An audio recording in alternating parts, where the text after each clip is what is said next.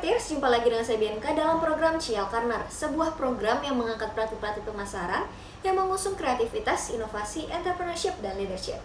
Marketeers salah satu sektor industri yang paling terdampak pandemi COVID-19 adalah retail, karena aturan pembatasan sosial, okupansi rate di retail turun drastis. Hal ini tentunya akan mempengaruhi tingkat pemasukan retail-retail tersebut. Namun demikian, para pemain retail tidak boleh menyerah pada keadaan. Mereka perlu melakukan inovasi kreatif agar produk dan layanannya tetap terjangkau oleh konsumen. Salah satunya dengan memaksimalkan peran kanal digital. Apakah itu cukup? Yuk simak pemaparan M. Jupaka, Industri Lead Kick Avenue dalam video berikut ini. Oke, kalau yang pertama perkembangannya dulu ya. Kalau kita bicara perkembangan, tinggal tanya Bu Wiwin tuh. Sebenarnya selama pandemik itu seberapa tinggi permintaan logistik dari berbagai macam platform, baik itu aplikasi maupun itu pasti tingginya minta ampun. Jadi sebenarnya kalau secara bisnis itu sangat growing, terutama di masa pandemik, orang nggak bisa kemana-mana, dia belanja online. Nah, jadi sebenarnya tugas kita para agregator, Mas Fandi dengan desain-desain yang punya makna gitu ya, Kick Avenue juga sendiri, kita harus punya strategi yang beda sih. Memang salah satu caranya adalah kita inovasi. Jadi kalau biasanya kita selalu bicara brand luar, di tahun 2019 awal itu kita mulai geser lagi bahwa kita bisa menunjukkan beberapa brand lokal yang bisa dijual di platform kita di Kick Avenue. Masukin cukup banyak sekali brand lokal, di mana tadinya 100% itu brand luar, sekarang sudah ada 25% brand Indonesia yang ada di Kick Avenue. Nah, Mas, sorry aku potong. Mas Jupaka, sorry aku potong. Tadi kan disebutkan bahwa awalnya adalah banyak brand-brandnya dari Kick Avenue adalah brand-brand import. Kemudian 2019 sekitar 25% memberikan ruang untuk brand-brand lokal. Satu pertanyaan saya, kenapa?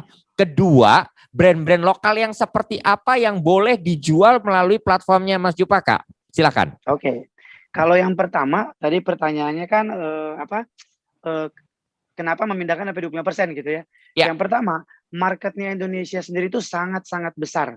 Kalau kita tahu ada merek Aero Street, itu bisa jualan sepatu seharga 99.900, dia cukup jual dalam waktu 5 menit aja. Bayangin tiap bulan dia punya satu artikel, dia jual selama 12 bulan. Dan tidak pernah nggak sold out. Terakhir dia kolaborasi barengan sama intellectual property Dogelan. Hanya 1 menit 31 detik.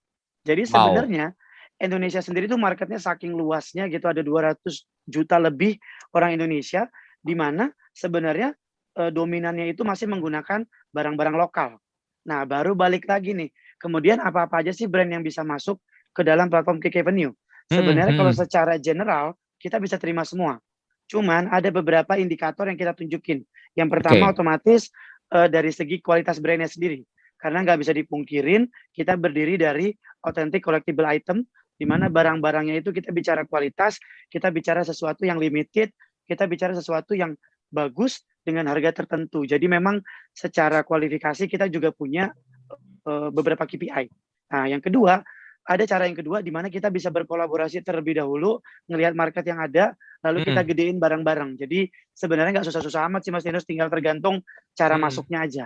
Tapi yang pasti sih kita filter di awal karena ada beberapa brand yang mungkin filosofinya belum ada atau dia baru jalan hanya beberapa bulan. Jadi kita juga melihat historical dari brand tersebut sih.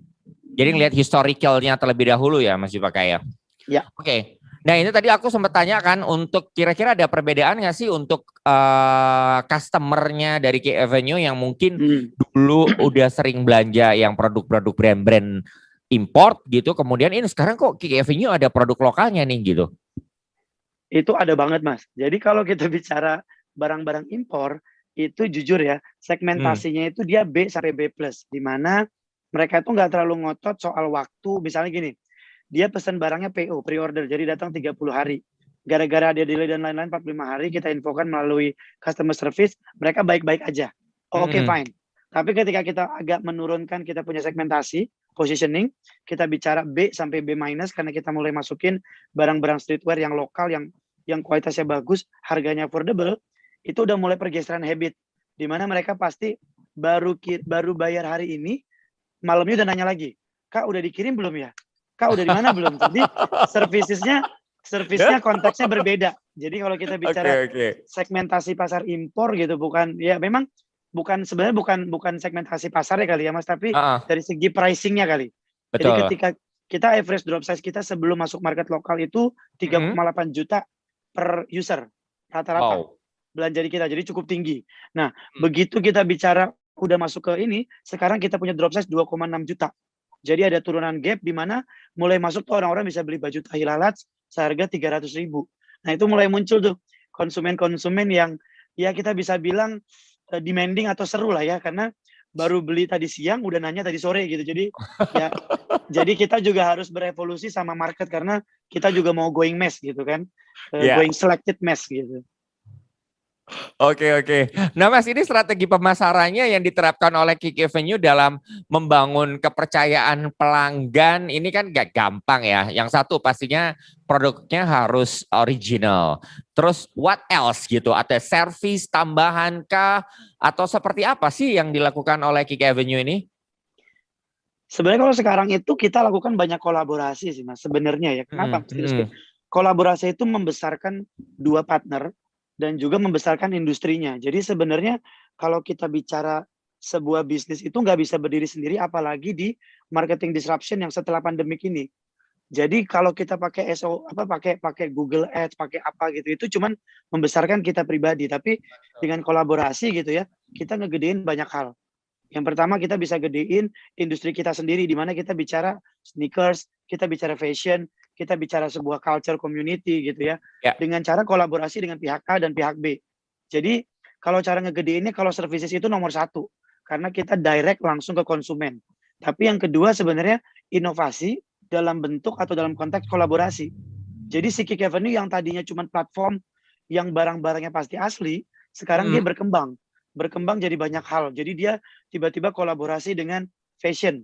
Kita kolaborasi yang terakhir itu barengan sama yang lagi bakal jalan sama Double Essentials, ada brand-brand baru juga, bakal sama Tahi Lalat juga, sama Neon. Lalu kalau kita bicara, kita juga kolaborasi dengan konten. Kita bikin konten di YouTube, ada Battle of the Year, ada Kik Olympiad. Nah, tujuannya tuh cuma satu, ngegedein industrinya secara luas, bukan Kik Avenue-nya doang. Nah, itu sih sebenarnya. Tapi yang pertama jujur sih Mas, balik lagi services. Karena kita direct to konsumen, jadi ya yang pertama harus service. Ketika dia nanya barang gua di mana, ya kita harus respon. Kondisi barang berbeda, kita harus respon. Jadi tetap services harus tetap excellent sih. Sari Ayu Putih Langsat Facial Foam membersihkan dan membantu mengangkat sel kulit mati secara optimal. Sari Ayu Marta Tilaar. Sari Ayu Putih Langsat Facial Foam membersihkan dan membantu mengangkat sel kulit mati secara optimal. Sari Ayu Marta Tilaar. Marketeers Kik Avenue sebelumnya hanya fokus menghadirkan produk luar negeri, namun sejak 2019 berhasil melakukan strategi yang berbeda dengan ikut memberikan ruang sekitar 25% untuk merek lokal bisa menjual produk terbaiknya. Hal ini didasari karena market di Indonesia yang sangat luas di mana masyarakat yang menggunakan lokal produk masih mendominasi. Bagaimana langkah inovasi yang kalian terapkan pada bisnis? Saya undur diri, sampai jumpa di episode berikutnya.